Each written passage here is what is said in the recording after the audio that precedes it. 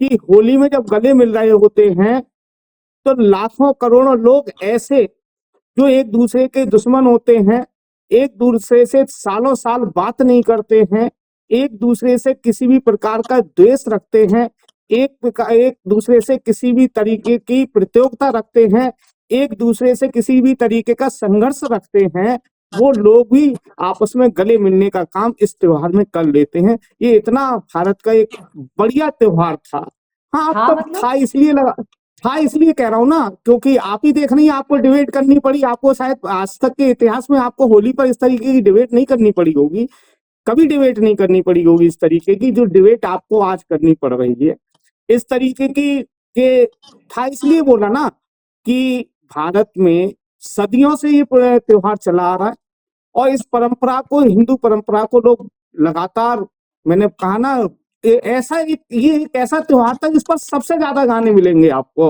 अगर film industry में सबसे ज्यादा गाने मिलेंगे तो वो होली पर मिलेंगे। इतना बढ़िया त्योहार था, आप लोगों को जोड़ने का काम करता था। और इस देश में, मैं गांव का रहने वाला हूँ, शहर में कस्बे में भी रहता हूँ, शहर की भी होली देखी है, कहीं भी किसी भी धर्म के लोगों के बीच कोई खाई नहीं थी। अगर हम गांव में, हम अपने चचा जान हैं, कोई चच्ची है, उनके ऊपर रंग डाल देते थे, कभी किसी ने बुरा मानने की, कभी उन्होंने बुरा नहीं माना और साथ में होली खेलने का काम किया। लेकिन एक अनुज चौधरी हैं जो संभल के सीईओ हैं, जिन्होंने, आज भारतीय जनता पार्टी का एक ट्रेंड चल गया है, जिसे ट्रेंड कहेंगे, ये ट्रेंड चल गया कि जो जितना विध्वंसक बोल सकता है, जो जितना नफरती बोल सकता है, जो जितना भड़काऊ भाषण दे सकता है, जो जितना बड़बोलापन दिखा सकता है, उसको उतना ही इनाम मिलने वाला है। इम्पोर्टेंट हो गया है या उसके इर्द गिर्द राजनीति की दशा दिशा ऐसी फिक्स कर दी गई है कि एक त्योहार को आप ये कह रहे हैं है से वो था हो गया है। मतलब ये तो आप बहुत अलग एक बात कह रहे हैं कि ऐसे बनता बिल्कुल, था। मैं मतलब देश के मैं तो कह रही हूँ देश में छोड़िए, यूपी में अगर अभी आप संभल की परिस्थितियों को छोड़ दें तो यूपी सबसे बड़ा तबका है देश का, सबसे बड़ा हिस्सा है देश का, राज्य है। वहां पर तो और कई जगह भी बड़े अच्छे तरीके से, अभी आप मथुरा वृंदावन चले जाइए, ब्रज चले जाइए, वहां भी तो बड़े अच्छे से होली मन रही है। तो एकदम था कह देना मुझे बड़ा चौंकाता है आपकी आपकी ये बात। चारू प्रज्ञा जी से मैं इस पर जवाब लूंगी। चारू जी, संभल में अनुज चौधरी के नाम के इर्द गिर्द जो ये सारी चर्चाएं इस वक्त चल रही हैं, क्या ये इतना जरूरी था कि एक पुलिसकर्मी के इर्द गिर्द जो है इतना माहौल खड़ा कर दिया जाए कि एक त्योहार ही पूरा त्योहार की बलि हो जाए उस पर? सब दर्शकों को पहले तो मेरी तरफ से होली की ढेर सारी शुभकामनाएं। आपका जीवन हर रंग से भरा हो।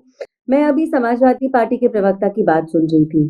समस्या ये है कि इन लोगों को एक ऐसे देश की आदत पड़ गई है जहां के प्रधानमंत्री ये कहते थे देश के रिसोर्सेज पे सबसे पहले मुसलमान का अधिकार है। इस तरीके की सोच जिस पार्टी की और जिस पार्टी के समर्थकों की हो जाती है, उनको तुष्टिकरण के आधार समझ में नहीं आता। इस बार होली पे इतना हल्ला क्यों मचा रखा है समाजवादी पार्टी ने? भाई, आपको होली मुबारक बोलकर अपने घर चले जाना चाहिए था। जो इस बार संभल में हो रहा है ये कोई नया नहीं हो रहा। चाहे वो मस्जिदों के ऊपर तिरपाल डालना हो, ये कई सालों से होता चला आ रहा है।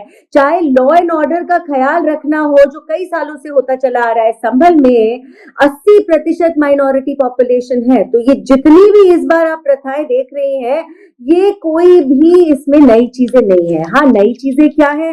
कार्तिकेय महादेव मंदिर में 46 साल में पहली बार होली खेली गई। क्यों इतना टाइम लग गया? क्योंकि उसको बंद कर दिया गया था। उसको खोलने का काम कोर्ट ने किया, लेकिन दंगा करने का काम, उस दंगाइयों का साथ देने का काम समाजवादी पार्टी के लोगों ने किया।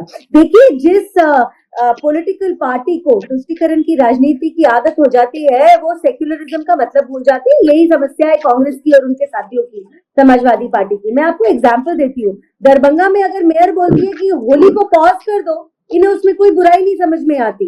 अगर पश्चिम बंगाल के अंदर ये कहा जाता है विश्वकर्मा पूजा की छुट्टी खत्म करके ईद की छुट्टी डबल कर दो, इनको उन बातों में कोई समस्या समझ में नहीं आती। अगर कर्नाटक में ये कहा जाता है कि 4% रिजर्वेशन करा जाएगा कॉन्ट्रैक्चुअल पोजीशंस में सरकार की, इनको उन बातों में भी कोई समस्या समझ में नहीं आती। तेलंगाना में एग्जाम का टाइम टेबल चेंज हो जाता है क्योंकि रमजान है।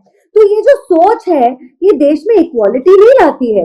ये जो सोच है, इस तरीके की जो पॉलिसीज है, ये आज वो काम कर रही हैं जिन्होंने इतने सालों से जहर घोला। आज अगर इक्वालिटी आ रही है, अगर आज हम ये कह रहे हैं, चाहे वो मेजॉरिटी धर्म हो या माइनॉरिटी धर्म हो, तब समाजवादी पार्टी को दिक्कत हो जाती है, तब ये हल्ला मचाने लगते हैं। मुझे बताइए ना, आपने डिस्कशन शुरू ही क्यों किया, परेशानी क्यों है? अच्छा, एक बात आपको और याद दिला दूं, मस्जिदों को ढकने वाले लोग मस्जिद की कमिटीज ही है। मस्जिद की कमिटी साथ दे रही है प्रशासन का, पुलिस का, उन्होंने ढका है। उसके बाद भी इनको अपनी राजनीति करनी है। इनका अस्तित्व मिटा दिया गया है उत्तर प्रदेश में। जिस तरीके का इन्होंने लॉ एंड ऑर्डर कर रखा था जब इनकी सरकार हुआ करती थी, वो खत्म ही इसीलिए हुई है क्योंकि इनकी हरकतें इतनी गुंडई की थी।